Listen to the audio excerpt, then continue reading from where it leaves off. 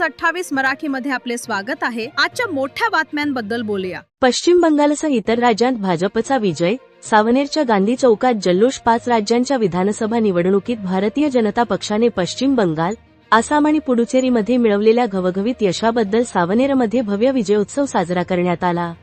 येथील ऐतिहासिक गांधी चौकात कार्यकर्त्यांनी एकत्र येत ढोल, ताशांच्या गजरात आणि फटाक्यांच्या आतिषबाजीने परिसर दणाणून सोडला।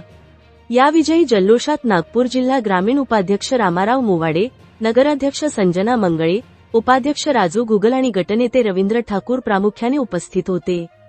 तसेच छपरा येथील नगराध्यक्ष निशा पटेल, माजी नगरसेवक तुषार उमाटे, बांधकाम सभापती आशिष मानकर, आनंद श्रीवास्तव, रेखा पोटभरे आणि निखिल पोटभरे यांच्यासह भाजप, युवा मोर्चा व महिला आघाडीचे शेकडो कार्यकर्ते सहभागी झाले होते। कार्यकर्त्यांनी एकमेकांना पेढे भरवून आणि गुलालाची उधळण करत आनंद व्यक्त केला। नगराध्यक्ष संजना मंगळे यांनी हा विजय जनतेचा विश्वास असल्याचे सांगितले।